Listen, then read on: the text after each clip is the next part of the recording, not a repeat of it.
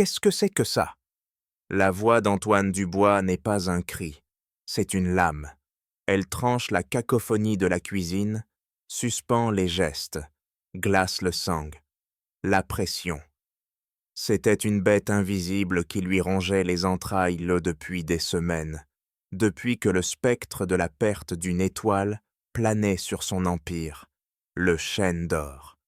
Et cette bête, affamée de contrôle, venait de trouver une cible, Amara Diallo, et ce petit carnet qu'elle tenait serré dans ses mains, comme une prière. Ce carnet était un crime, un acte de rébellion silencieuse dans son univers d'obéissance absolue. Pour Antoine, ce n'était pas du repos, c'était une trahison. On ne paie pas les gens de « votre genre » pour gribouiller des contes de fées. On vous paie pour faire disparaître la saleté. Le silence qui suit est si lourd qu'il semble absorber tout l'oxygène. Le jeune commis, Luc, sent la sueur perler sur sa nuque. D'un mouvement fulgurant, Antoine se jette en avant. Sa main, celle qui pouvait fileter un poisson avec la délicatesse d'un chirurgien, se referme sur le carnet avec la brutalité d'un prédateur. Amara a un hoquet de trahison. Ses doigts tentent instinctivement de retenir son bien, son unique trésor. C'est un contact bref, la peau dure et calleuse de la femme contre la paume manucurée du chef. Il arrache le livre de ses mains, la force du geste la faisant vaciller. C'est une profanation. Il vient de piller un sanctuaire. Chef, je vous en prie, ce sont juste... La voix d'Amara est un murmure fragile, une tentative désespérée de protéger son monde. « Silence !» aboie-t-il, son visage une grimace de dégoût. Il ouvre le carnet, le feuilletant avec un mépris théâtral. Il ne voit pas les recettes, l'héritage d'une mère transmis à sa fille. Il voit l'ennemi, la distraction, l'imperfection, tout ce qu'il a juré d'éradiquer de sa cuisine. Brandissant le carnet comme une pièce à conviction, il se tourne vers sa brigade, devenue une armée de statues de sel. Regardez, le grand secret de notre cuisine. Pas le travail, pas la sueur, mais les rêveries d'une plongeuse. Pendant que vous vous tuez à la tâche, Madame voyage sur le fleuve Sénégal. C'est peut-être ça la solution à nos problèmes? Un peu plus de magie noire et un peu moins de technique. L'humiliation est un poison qui se répand dans l'air. Luc baisse les yeux. La honte lui brûle les joues. Il ose un regard vers Amara. Elle ne pleure pas. Ses épaules sont droites. Son menton est levé. La douleur creuse des sillons sur son visage, mais sa colonne vertébrale est faite d'un acier plus ancien et plus fort que celui de cette cuisine. Elle absorbe la haine sans fléchir. Cette force insupporte Antoine. Il veut la voir à genoux. Puisqu'elle ne ploie pas, il la brisera. D'un geste final, il jette le carnet sur une planche maculée de sang de canard. La couverture en tissu absorbe la tache, comme une blessure ouverte. Prenez ce qui vous appartient et sortez. Votre présence souille mon art. Vous êtes renvoyé. Il lui tourne le dos, un acte de bannissement ultime. Il est le roi, il a parlé. Il entend le bruissement de ses pas qui s'éloignent, le léger grincement de son casier, puis la porte battante qui oscille, encore et encore, comme un pendule marquant la fin d'une ère. Il a gagné. Alors pourquoi ce silence qu'elle laisse derrière elle ressemble-t-il si étrangement au début d'une guerre? Entendu. Nous continuons. Le silence qu'elle laisse est une entité vivante. La porte oscille, et avec elle, l'équilibre précaire de tout un royaume. Le couloir de service est un tunnel gris et anonyme, une artère fonctionnelle conçue pour être invisible. Mais pour Amara, c'est un chemin de libération. Chaque pas qu'elle fait sur le béton froid est un pas qui l'éloigne de l'humiliation. La rage. Ce n'était pas une émotion chaude et explosive, celle qui mène aux cris et aux larmes. C'était un bloc de glace qui se formait dans sa poitrine, purifiant tout sur son passage. La peur, la tristesse, le doute. Tout était consumé par ce froid intense. Il ne restait que l'essentiel, sa propre valeur, une chose qu'aucun chef, aussi étoilé soit-il, ne pouvait lui enlever. Elle atteint son casier, une boîte de métal identique à toutes les autres. Sa main ne tremble pas en composant le code. À l'intérieur, sa vie se résume à quelques objets modestes. Un pull usé pour les nuits froides. Une photo de sa mère, au sourire doux et sage, dont les bords sont cornés à force d'être touchés. Un petit oiseau en bois sculpté, cadeau de son fils. Elle prend ses trésors, les glisse dans son sac avec une lenteur cérémoniale. Ce ne sont pas des objets, ce sont des encres. Ils lui rappellent qui elle est, au-delà du tablier et de l'eau de Javel. Elle referme la porte du casier. Le claquement sec et métallique résonne dans le couloir, un point final à ce chapitre de sa vie. Alors qu'elle se retourne, prête à partir, une ombre se découpe dans l'embrasure de la porte de la cuisine. C'est Antoine. Il l'a suivi, attiré par ce silence qu'il ne supporte pas. Il s'attendait à la trouver en larmes, effondrée. La voir debout, forte, est une nouvelle insulte. C'est tout? Sa voix est chargée d'un sarcasme venimeux. Pas de larmes, pas de supplications. La fierté est un luxe pour ceux qui en ont les moyens, Madame Diallo.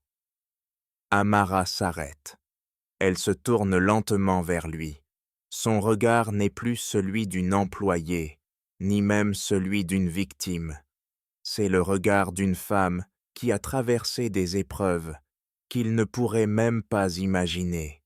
Une lumière froide et ancienne y brille, celle d'une âme qui ne peut plus être intimidée. Elle s'approche de lui, s'arrêtant à 1 mètre à peine. Il peut sentir le calme qui émane d'elle, un calme si puissant qu'il en est presque menaçant. Sa voix, quand elle parle, n'est plus un murmure. Elle est posée, claire, et chaque mot pèse une tonne. Ma fierté, chef, ne s'achète pas avec un salaire. Elle a été forgée dans le feu de soleil que vous ne verrez jamais. Elle marque une pause, laissant les mots s'installer dans l'air vicié du couloir. Et laissez-moi vous dire une chose, une vérité que ma mère m'a apprise et que la vôtre a visiblement oublié de vous enseigner. Elle le fixe et dans ses yeux, il ne voit plus une plongeuse, mais un juge. La vérité est un soleil, elle finit toujours par se lever. Sans attendre sa réponse, elle passe à côté de lui, frôlant son épaule et s'enfonce dans le couloir qui mène à la sortie, à la vie. Antoine reste pétrifié, le venin de sa propre haine figé sur ses lèvres. Il a voulu porter le coup de grâce, mais c'est lui qui vient de recevoir une blessure invisible, une estocade portée par des mots simples et une dignité inébranlable. Il sent un frisson désagréable parcourir sa peau. Il a gagné la bataille, mais il a le sentiment glacial et terrifiant qu'il vient de perdre la guerre. Antoine reste figé dans le couloir, le silence pour seule compagnie. Les mots d'Assomo d'Amarate, la vérité est un soleil, tournent en boucle dans son esprit, non pas comme une menace, mais comme une énigme dérangeante. Il secoue la tête, tentant de chasser cette sensation de malaise, et retourne dans sa cuisine. Le service doit continuer. L'Empire ne s'arrête pas pour une simple plongeuse. Il aboie des ordres, sa voix plus dure, plus cassante que jamais. Il veut du bruit, de l'action, du feu. Il veut noyer le silence qu'elle a laissé derrière elle. Mais le cœur n'y est plus. Le rythme est rompu. Un saucier laisse brûler un fond de veau. Un commis coupe une julienne irrégulière. Chaque petite imperfection, qu'il aurait normalement pulvérisée d'un sarcasme cinglant, ne fait qu'amplifier son trouble intérieur. La machine ne fonctionne plus. La magie a disparu. À la fin du service, épuisé, il se retrouve seul dans le silence assourdissant de son royaume. Son regard est attiré par la planche à découper où le carnet d'Amara est toujours posé, sa couverture souillée de sang de canard. Une impulsion irrationnelle le pousse à le prendre. Il ne devrait pas. Il devrait le jeter, anéantir la dernière preuve de cette confrontation. Mais il ne le fait pas. Il l'ouvre. Il s'attend à y trouver la confirmation de ses préjugés. Des recettes simples, primitives. Mais ce qu'il découvre le frappe avec la force d'une révélation. Les pages sont couvertes d'une écriture serrée, élégante, entrecoupée de dessins d'une précision technique stupéfiante.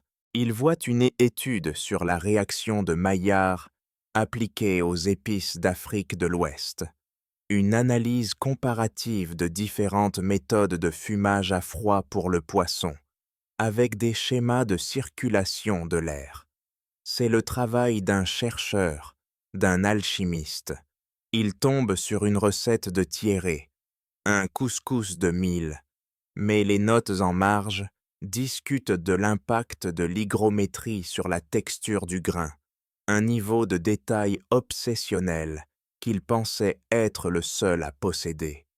Son arrogance commence à s'effriter, remplacée par une incrédulité grandissante. Qui est cette femme? Comment une simple plongeuse peut-elle posséder une telle connaissance, une telle passion? C'est alors qu'en tournant une page, ses doigts effleurent quelque chose de plus épais. La photo. Il la sort délicatement. Il la reconnaît. La jeune Amara, sa mère, la femme blanche. Mais maintenant, libéré du feu de la colère, il la regarde vraiment. Le visage de la femme européenne lui dit quelque chose. Ce n'est pas une touriste. Il y a une assurance, une curiosité intellectuelle dans son regard. Il la connaît, il en est certain. Il a déjà vu ce visage. Mais où? Dans un magazine? À la télévision? Soudain, son sang se glace. Il retourne la photo. L'écriture est fanée, mais lisible. Chez Leclerc, 1945. Un coup de poing invisible lui coupe le souffle. Chez Leclerc, le bistrot de son père, l'endroit où tout a commencé, l'endroit dont son père ne parlait jamais, un lieu rayé de leur histoire familiale, un fantôme. Et cette femme, il se souvient maintenant, une journaliste, une critique gastronomique qui avait écrit un article élogieux sur le bistrot de son père, juste avant qu'il ne ferme brutalement ses portes. Une femme qui avait disparu de la circulation peu de temps après. Le carnet n'est plus un simple livre de recettes. C'est une boîte de Pandore. Et il vient de l'ouvrir. L'injustice qu'il a commise aujourd'hui n'est peut-être que l'écho d'une injustice bien plus ancienne, bien plus sombre. La graine du doute n'est plus une graine. C'est une racine monstrueuse qui vient de s'enfoncer au plus profond de son âme. La nuit qui a suivi fut une descente aux enfers. Antoine ne dormit pas.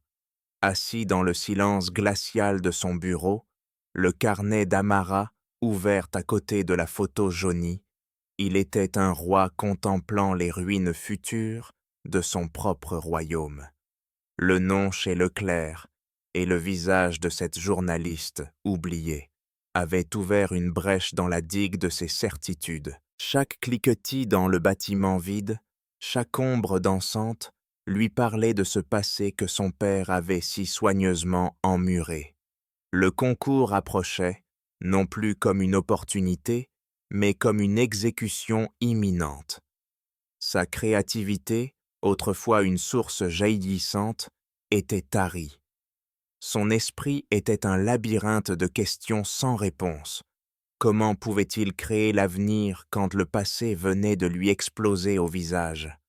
C'est alors qu'une idée folle, un acte de désespoir mêlé à une arrogance résiduelle, prit forme.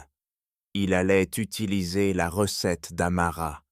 Il allait la conquérir, la maîtriser, la plier à sa volonté. En s'appropriant son art, il avait l'impression perverse de pouvoir s'approprier le secret qu'elle détenait involontairement. Les jours suivants, il s'enferma dans sa cuisine. Il décortiqua la recette de la sauce au bissap et au gingembre, l'analysant avec la froideur d'un scientifique. Il la reproduisit, mais en la corrigeant. Il remplaça l'huile d'arachide par un beurre clarifié d'Isigny.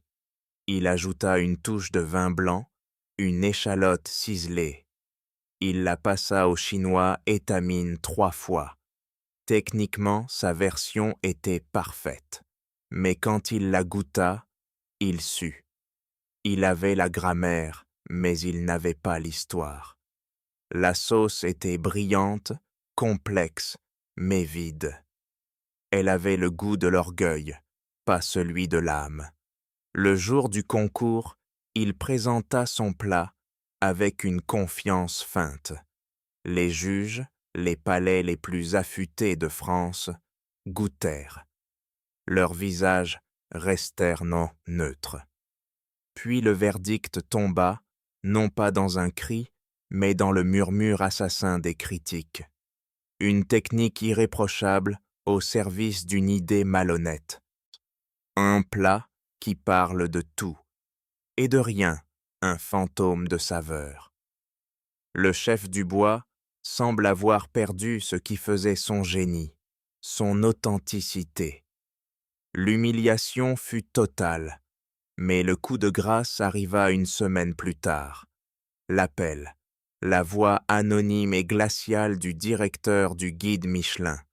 La phrase tomba, nette, sans appel. Le chêne d'or sera classé 2 étoiles dans notre prochaine édition. Antoine raccrocha le téléphone. Le silence dans son bureau était absolu. La 3e étoile, l'héritage de son père, le symbole de sa vie. Envolé, il n'était plus le roi, il n'était plus rien. Ce n'était pas la recette qui avait échoué. C'était lui. Il s'était écroulé sous le poids de son propre mensonge. Il resta assis pendant des heures, tandis que la nuit tombait sur Paris. Puis, lentement, il se leva. Il ne regarda pas ses trophées, mais la photo posée sur son bureau, le visage d'Amara. Elle n'était plus une employée, ni une ennemie. Elle était que la seule personne vivante qui partageait un fragment de ce passé dévastateur. La retrouver n'était plus une question de pardon. C'était une question de survie. Il ne cherchait plus à sauver sa réputation. Il cherchait à sauver son âme. Loin des silences pesants et des marbres froids, du chêne d'or, un autre univers vibrait au rythme de la vie. Dans le sous-sol d'un centre communautaire du 18e arrondissement, une cuisine existait.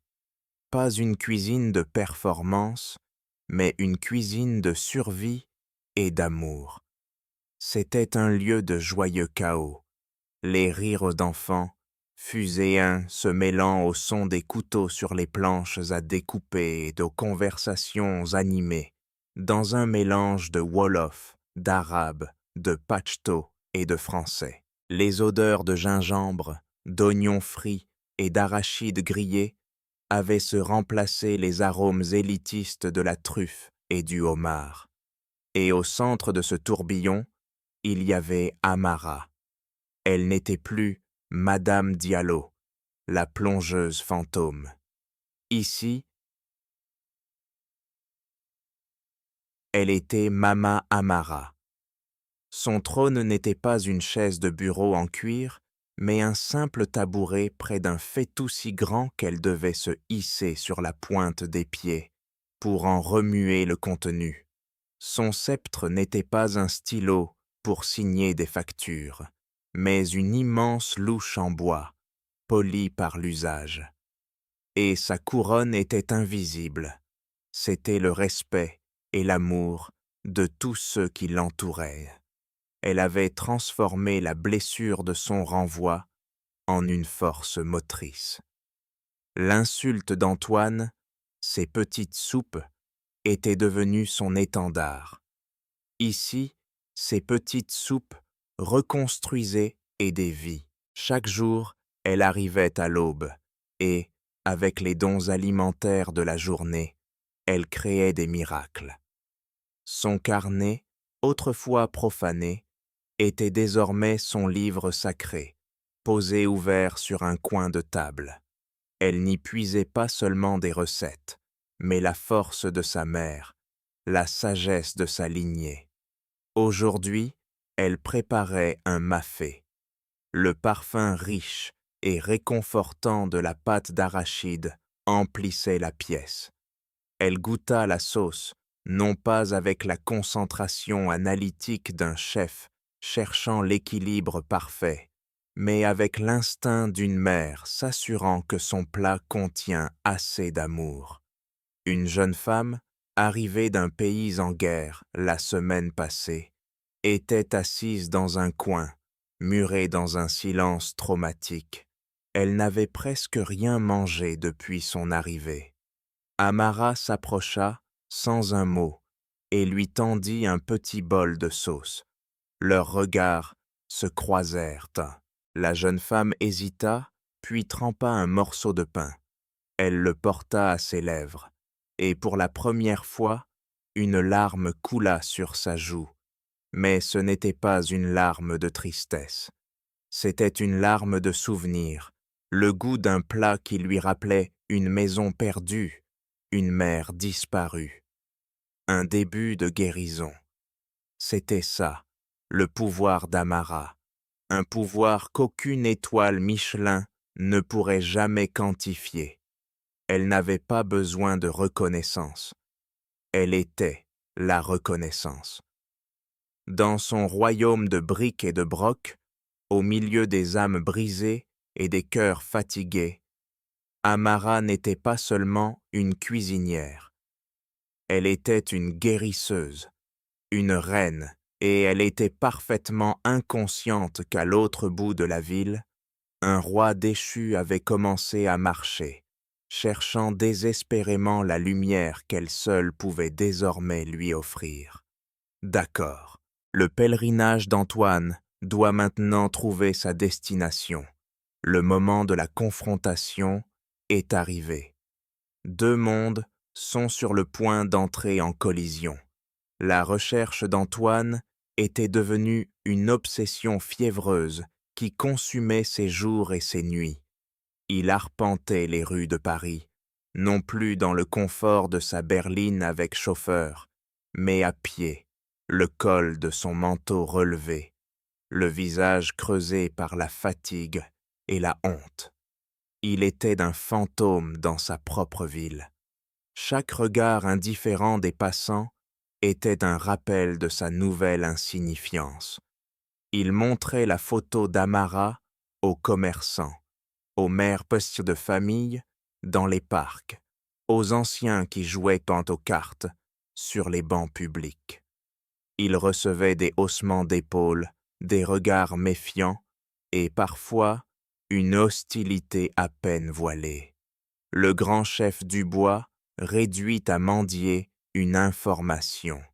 L'ironie était cruelle.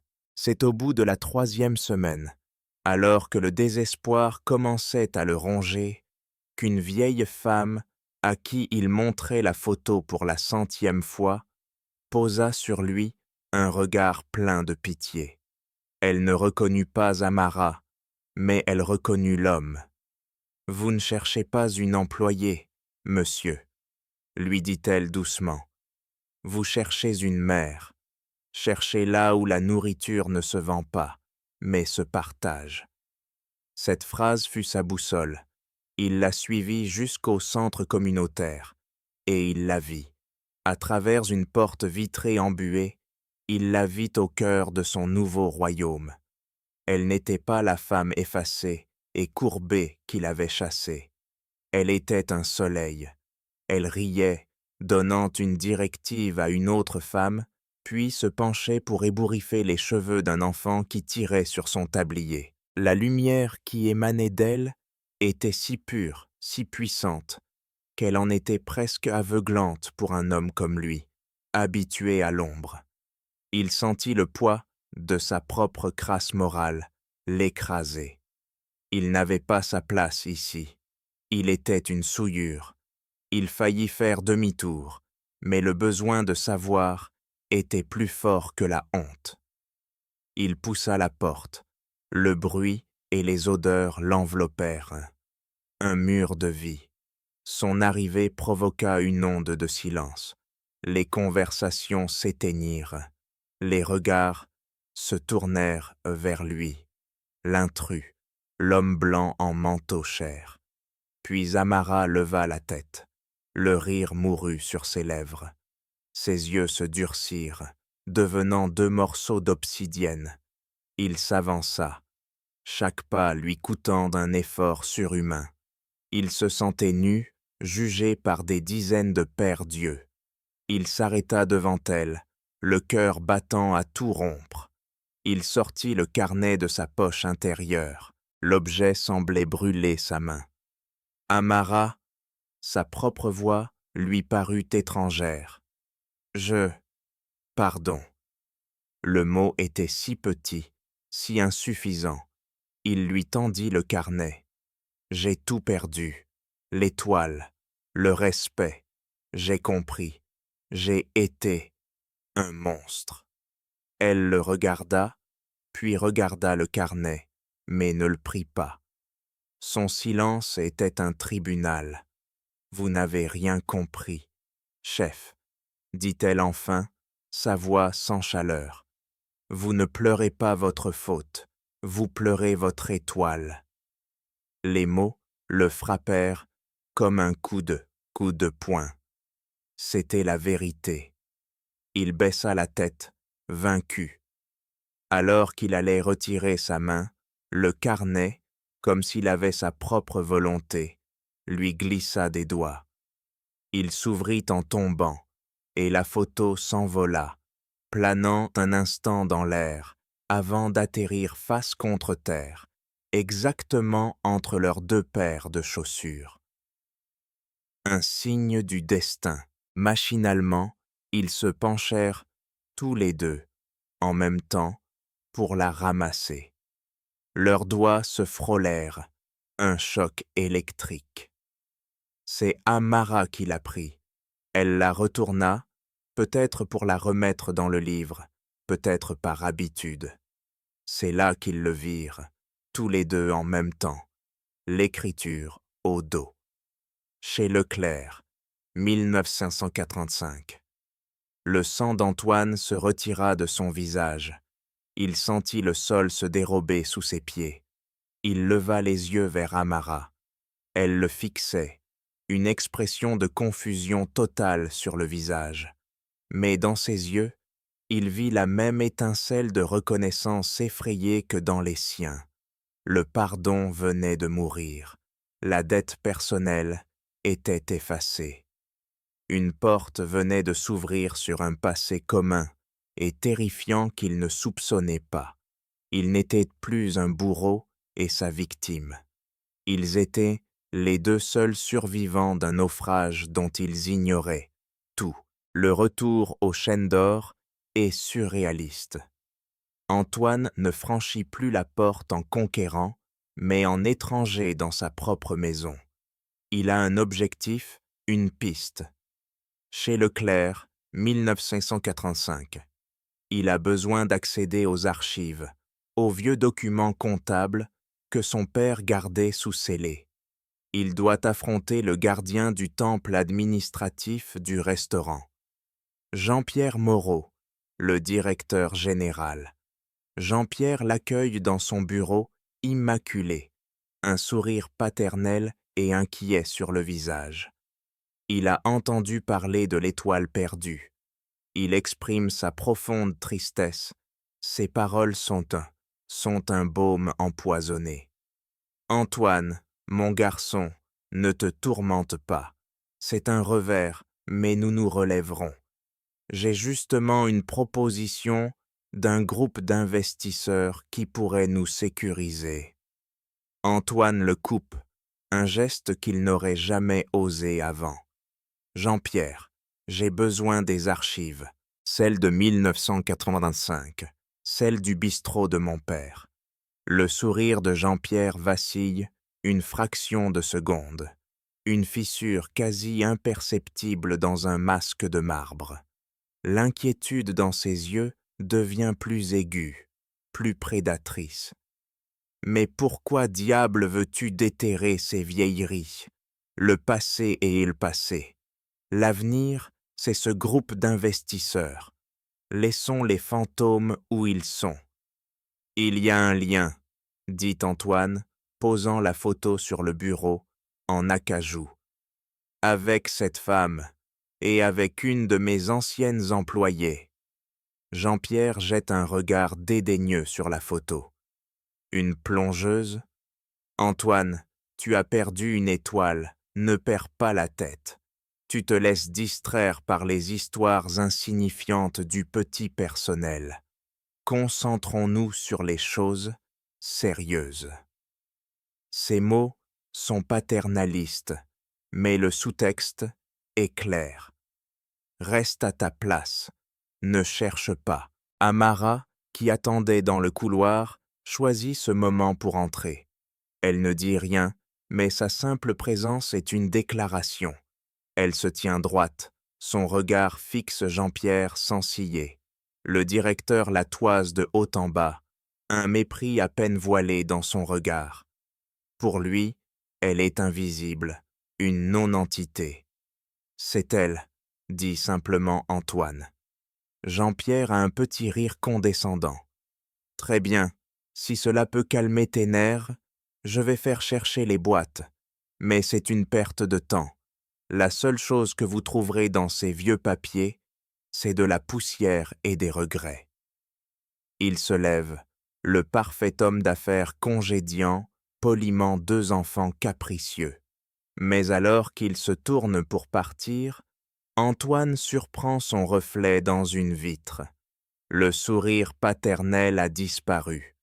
À sa place, un masque de calcul froid, le regard d'un loup qui évalue une menace inattendue sur son territoire. Le danger n'est plus une vague intuition. Il est là dans cette pièce, et il porte un costume sur mesure. La salle des archives est une crypte. Des piles de boîtes en carton s'élèvent jusqu'au plafond, monument d'une époque révolue. L'air sent le papier vieilli et les secrets. Pour Antoine, c'est un territoire étranger. Pour Amara, c'est simplement une autre pièce à nettoyer, une autre pile de désordre à trier. C'est cette différence qui va tout changer. Antoine, méthodique, cherche des documents officiels, bilan, registre du personnel, contrat. Il est le chef. Il cherche une logique, une erreur dans le système. Il trouve des anomalies, des factures pour des quantités de vin astronomiques, des notes de frais pour des consultants. au nom vague. C'est suspect, mais ce ne sont que des chiffres, des fantômes de chiffres. Amara, elle, ne lit pas les chiffres. Elle lit les vies. Elle sort les factures des fournisseurs, les bons de livraison. Son doigt colleux suit les lignes. Elle ne connaît rien à la comptabilité, mais elle connaît le prix de la farine, le poids d'une caisse de légumes. Et quelque chose cloche. « Chef, dit-elle, sa voix douce mais ferme, regardez, ce fournisseur, les vergers de Provence. Il a livré pour des millions de francs de fruits et légumes en 1985. Et alors, répond Antoine, plongé dans un bilan. Je connais ce nom, c'est une petite exploitation familiale près d'Avignon. Ils n'ont jamais eu plus de 3 hectares. Ils n'auraient jamais pu fournir de telles quantités. Jamais. Antoine lève la tête, frappé par cette logique implacable, une logique née de la terre, pas des écoles de commerce. Ils commencent à travailler ensemble, leurs deux mondes fusionnant. Ils déchiffrent le jargon technique, elle y apporte le bon sens, l'intuition. Ils sont une équipe improbable, le roi déchu et la femme de ménage, unis dans une quête de vérité. Pendant qu'Antoine passe des nuits à éplucher les comptes, Amara utilise ses propres réseaux. Elle parle aux anciens du quartier, aux vieux cuisiniers à la retraite. On se souvient de chez Leclerc, de l'ambiance chaleureuse. On se souvient aussi du père d'Antoine, un homme passionné mais naïf. Et on se souvient de Jean-Pierre, le jeune comptable si serviable, si ambitieux, et de cette journaliste, Élise, qui posait trop de questions, qui s'intéressait d'un peu trop près aux livraisons. Les pièces du puzzle commencent à s'assembler, non pas sur le papier, mais dans les mémoires, des bribes de conversation, des souvenirs flous. La poussière des archives se mêle aux fantômes du passé. Et lentement, une histoire terrible commence à prendre forme, une histoire de trahison silencieuse, bâtie sur des montagnes de fausses factures et de promesses non tenues. L'histoire d'un loup qui a dévoré la bergerie de l'intérieur. Le moment de la révélation ne survient pas dans un éclair de génie, mais dans le silence d'une nuit blanche, au milieu des débris du passé. Antoine a créé un tableau, un immense diagramme sur le mur de son bureau, reliant les noms, les dates, les montants. C'est un chaos organisé de flèches et de points d'interrogation. Au centre, le nom de Jean-Pierre Moreau. Amara est là, une présence calme au milieu de la tempête. Elle regarde le tableau, puis une pile de fiches de paie jaunies qu'elle a mises sur de côté. « Chef, dit-elle, cette journaliste, Élise, elle a cessé de venir au restaurant en juin 1985. Mais regardez. » Elle lui tend une fiche. Le fournisseur Les Vergers de Provence a envoyé sa plus grosse facture en juillet 1935, juste après sa disparition. Et ensuite, plus rien. Ce fournisseur a disparu aussi. Le sang d'Antoine se glace. Ce n'est pas une coïncidence. Il se précipite vers son ordinateur, tape le nom de la journaliste dans les archives des journaux nationaux. Il trouve ses articles, des critiques gastronomiques brillantes. Puis, en mai 1945, un changement de ton, un projet d'article d'investigation sur les fraudes dans le milieu de la restauration parisienne. Le projet est mentionné une seule fois. Il n'a jamais été publié. L'abîme s'ouvre sous leurs pieds. Ce n'est pas seulement une histoire de détournement de fonds. Jean-Pierre n'a pas seulement volé de l'argent, Il a utilisé l'entreprise du père d'Antoine comme une machine à blanchir de l'argent via des sociétés écrans, des fournisseurs fantômes. La journaliste Élise avait découvert le pot aux roses. Elle était venue trop près du secret, et elle a été réduite au silence.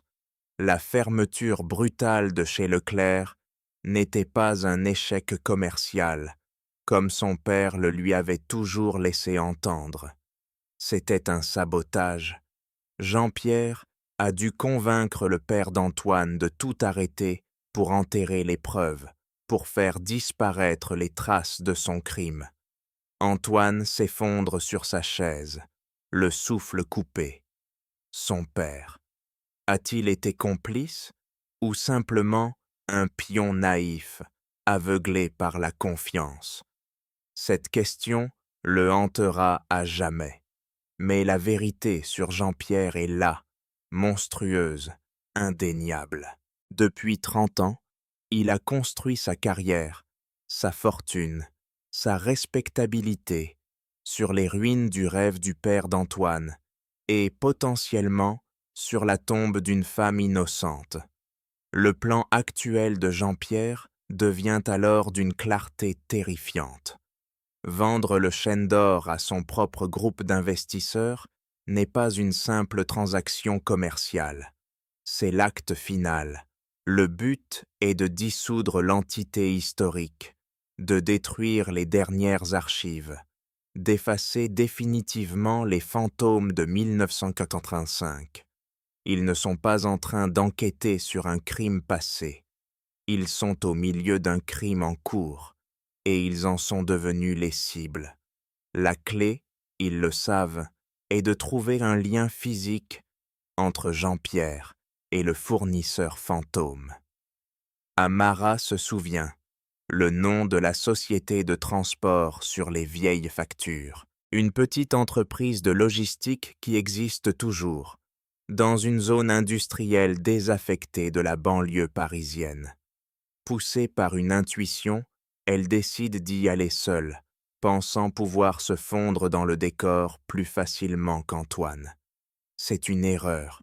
L'entrepôt est presque vide, sentant le renfermer et l'oubli. Mais dans un coin, elle trouve ce qu'elle cherchait. Des archives papier, des registres de livraison datant des années 80. Alors qu'elle sort un lourd volume, une voix derrière elle la fait sursauter. « Je savais que votre curiosité vous perdrait. » Jean-Pierre est là, sortant de l'ombre. Son sourire paternel a disparu, remplacé par une froideur polaire. Il n'est pas surpris. Il les a fait suivre. « C'est impressionnant, vraiment, » dit-il en s'approchant, sa voix calme et venimeuse. « Une plongeuse et un chef déchu. Vous avez presque réussi à déterrer un mort. Presque. » Amara recule, le cœur battant à tout rompre. « Vous ne vous en sortirez pas. Antoine sait que je suis ici. » Jean-Pierre a un rire sans joie. Antoine est occupé à pleurer sur son étoile. Le temps qu'il comprenne, il sera trop tard. Vous savez, Élise était comme vous, têtue, intelligente. Elle aussi, elle n'est pas la fouiner dans les entrepôts. La menace est claire, sans équivoque. Amara tente de s'enfuir, mais il est plus rapide. Il la saisit par le bras. Sa poigne est de l'acier. Il la traîne vers une immense porte métallique, une chambre froide. « C'est tragique, n'est-ce pas ?» dit-il en tapant le code pour déverrouiller la porte. « Un accident de travail, une employée d'entrepôt un peu trop curieuse, enfermée par inadvertance. Cela arrive. » Il la pousse violemment à l'intérieur. La température est glaciale, une morsure instantanée. La porte se referme dans un claquement lourd et final. Le bruit du verrou qui s'enclenche est le son le plus terrifiant qu'elle ait jamais entendu. Elle est plongée dans une semi-obscurité, au milieu des carcasses d'animaux congelés suspendue à des crochets. Le froid est déjà en train de lui voler son souffle. Elle frappe contre la porte. Ses cris sont étouffés par l'épaisse isolation. De l'autre côté, elle entend les pas de Jean-Pierre qui s'éloignent, calmes et assurés. Elle est seule, piégée dans un tombeau de glace, avec pour seule compagnie les fantômes d'un passé qui est soudainement devenu son présent mortel. Antoine fait les 100 pas dans son bureau. Amara aurait dû appeler depuis 1 heure. L'inquiétude, une sensation nouvelle pour lui, se transforme en une angoisse sourde. Il l'a laissée y aller seule. La culpabilité le ronge. Il essaie de la raisonner, mais son instinct lui crie que quelque chose de terrible est arrivé. Il repense à leur découverte, au regard de loup de Jean-Pierre. L'entrepôt. Il doit y aller. Il conduit comme un fou, les rues de Paris défilant comme un film flou. Il arrive devant l'entrepôt silencieux et menaçant. La porte est verrouillée. Il ne réfléchit pas. Il prend un pied de biche dans son coffre et fait sauter le cadenas. À l'intérieur, le silence est glacial. « Amara !» Son cri se perd dans l'immensité vide. Il cherche, son cœur battant la chamade. Il voit les archives, un registre ouvert sur le sol. C'est là qu'elle était. Puis il voit la porte, l'immense porte de la chambre froide. Une sueur froide perle sur son front. Il se précipite, essaie de l'ouvrir. Verrouillé. Un clavier numérique le nargue. Le code. Quel code? Il tambourine sur la porte. « Amara, vous êtes là. Répondez !» Un son faible, presque imperceptible, lui parvient. Un cognement. Elle est là, elle est en vie. La panique le submerge, puis la rage.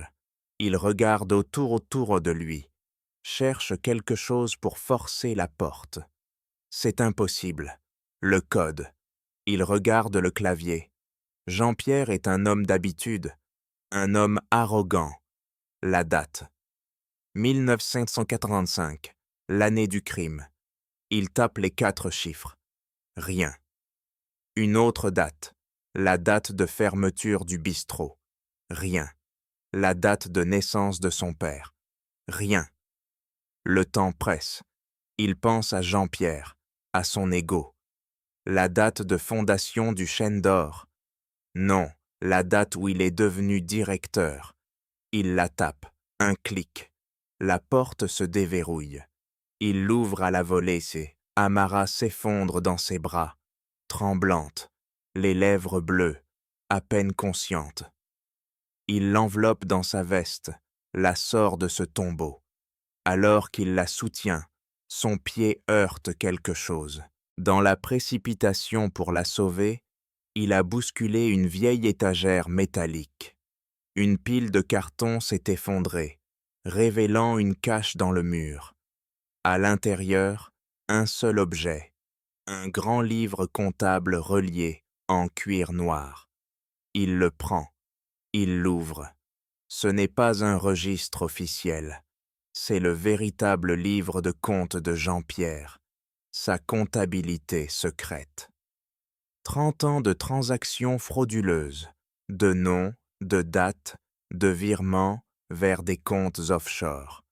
Et à la dernière page, une note manuscrite à côté d'une ligne de dépenses datant de juin 1945. Problème, Élise, résolu, coup final. Ce n'est plus une supposition, c'est une confession. L'arme du crime n'était pas un couteau, mais un stylo. Et ils viennent de la trouver. Le lendemain matin, la salle du conseil d'administration du Chêne d'Or est un concentré de pouvoir et d'argent. Les investisseurs, des hommes en costume, sombres aux visages impassibles, sont réunis. Jean-Pierre Moreau est au sommet de son art. Il est charismatique, convaincant. Il déroule sa présentation, des graphiques impeccables montrant la nécessité inévitable de vendre le restaurant pour assurer sa pérennité. C'est un chef-d'œuvre de manipulation d'entreprise. Il est à quelques minutes de finaliser le crime parfait. Et c'est pourquoi, mesdames et messieurs, je vous demande d'approuver cette vente pour l'avenir de notre. Les portes de la salle s'ouvrent à la volée. Antoine et Amara entrent. Antoine n'a plus l'air d'un chef déchu. Il a la détermination froide et tranchante de la justice. Amara, à ses côtés, n'est plus une femme invisible. Elle est la conscience vivante de cette pièce. Jean-Pierre, la voix d'Antoine est calme, mais elle résonne comme un coup de tonnerre. Je crois que vous avez oublié une partie de votre présentation. Le visage de Jean-Pierre se décompose, mais il retrouve sa contenance. Antoine, c'est une réunion privée. Tu n'as rien à faire ici. Quant à cette femme, appelez la sécurité. Non, dit Antoine en se dirigeant vers le projecteur. Je pense qu'ils vont vouloir voir ça. D'un geste, il connecte un ordinateur portable, l'écran derrière Jean-Pierre, qui affichait des projections de croissance, scintille et change. À la place, une page scannée apparaît, celle du livre de comptes secrets. Des lignes de chiffres, des noms de sociétés écrans. Un murmure parcourt la salle. Jean-Pierre devient livide. C'est un faux, un montage ridicule. Antoine ne répond pas. Il clique. La page suivante s'affiche. Puis la suivante. 30 ans de fraude défilent sous les yeux horrifiés du conseil. Les virements, les noms, les dates. C'est un torrent de preuves irréfutables. Vous avez raison, Jean-Pierre, continue Antoine, sa voix implacable. Le passé, c'est le passé. Mais parfois, il refuse de mourir. Il clique une dernière fois. La dernière page s'affiche en gros plan. La ligne de dépenses. Problème, Élise. Résolu. Coup final. Le silence dans la pièce est total, absolu. Ce n'est plus le silence du respect, mais celui de l'horreur. Tous les regards convergent vers Jean-Pierre. Le masque est tombé. Il n'est plus le directeur charismatique. Il est un meurtrier démasqué, piégé sous la lumière crue de sa propre trahison. Le théâtre est terminé. Le rideau vient de tomber sur sa vie. La chute est aussi rapide et brutale que son règne avait été long et silencieux. Avant même que Jean-Pierre ne puisse articuler une défense, les portes s'ouvrent à nouveau. Mais cette fois, ce ne sont pas des chefs, ce sont des policiers en uniforme. Antoine les avait prévenus, leur demandant d'attendre son signal.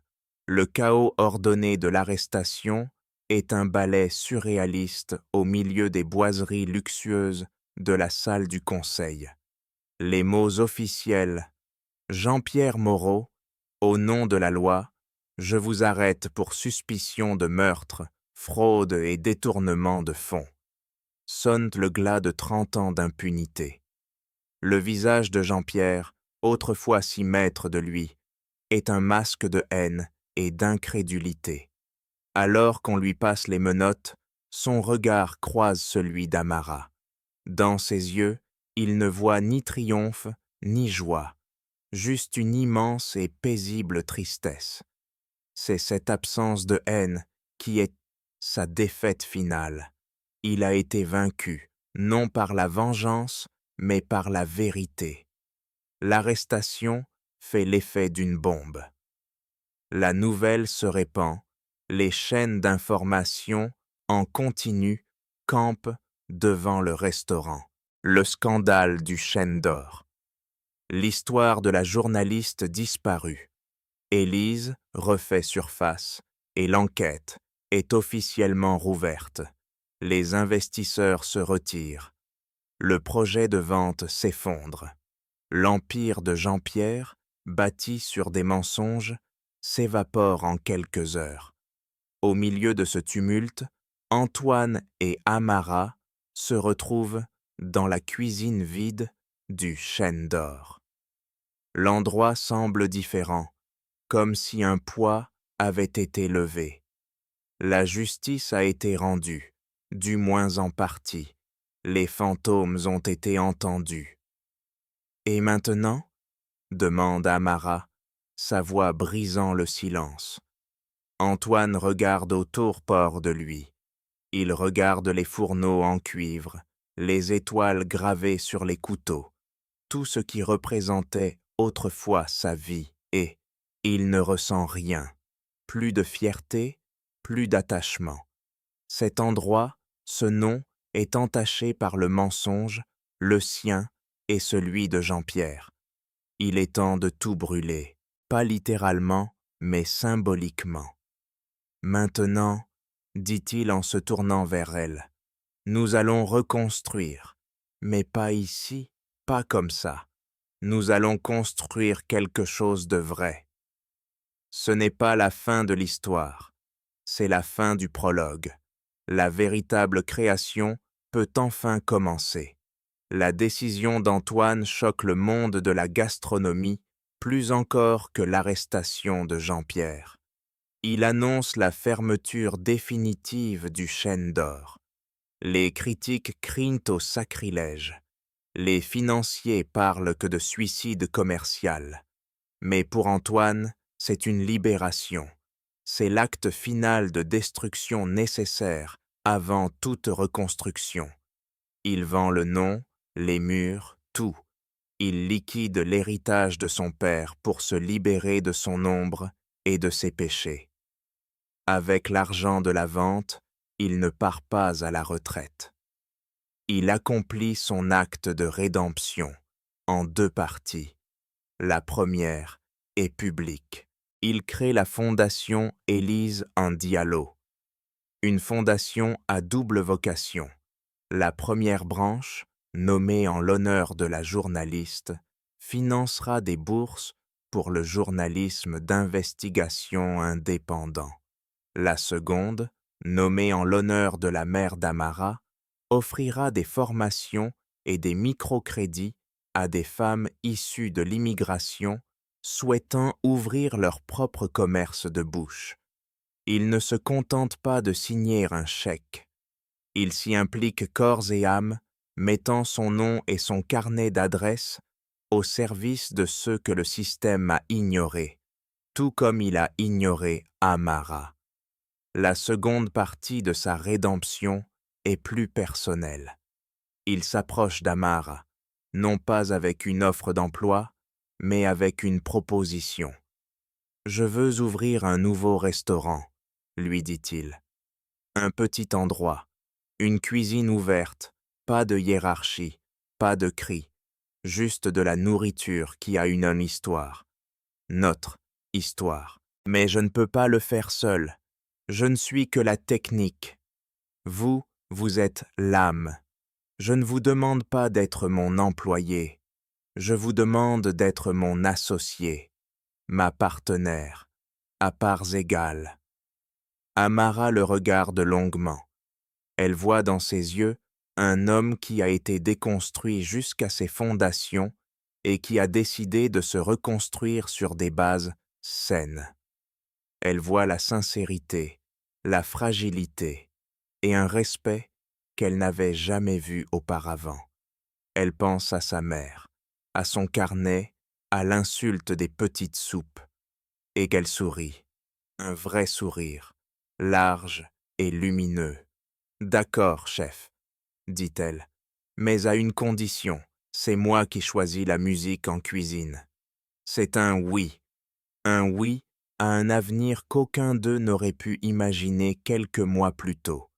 Un avenir bâti non pas sur les cendres du passé, mais sur ses leçons.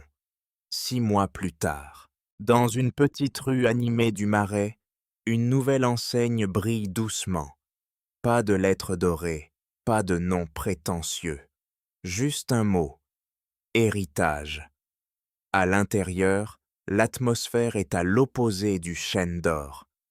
C'est un lieu chaleureux, bruyant, vivant. Le bois clair a remplacé le marbre. La cuisine est complètement ouverte sur la salle, sans passe-plat, sans barrière. Il n'y a pas de brigade silencieuse et terrorisée, mais une petite équipe soudée, multiculturelle, où les rires fusent. La musique qui flotte dans l'air n'est pas du classique, mais du mbalax sénégalais. Antoine et Damara cuisinent côte à côte. Il n'est plus un tyran. Il est un mentor, un partenaire. Il apprend à ses côtés les secrets du nététou, elle apprend de lui la précision d'une cuisson à basse température. Leurs gestes sont fluides, complémentaires. Ils ont créé un nouveau langage culinaire, une fusion entre Paris et Dakar qui n'est pas une idée, mais le reflet de leur propre histoire. Le plat signature du restaurant s'appelle « Le soleil se lève ». C'est une version sublimée de la fameuse sauce au bissap, servie avec un rouget parfaitement cuit. C'est un plat qui raconte la rédemption, l'injustice et la vérité. Ce soir-là, le restaurant est plein. Luc, le jeune commis qui avait baissé les yeux, est maintenant leur second, le visage épanoui. Dans la salle attablée, il y a la vieille dame qui a mis Antoine sur la piste d'Amara, la jeune réfugiée syrienne qui travaille désormais en salle, sourit aux clients.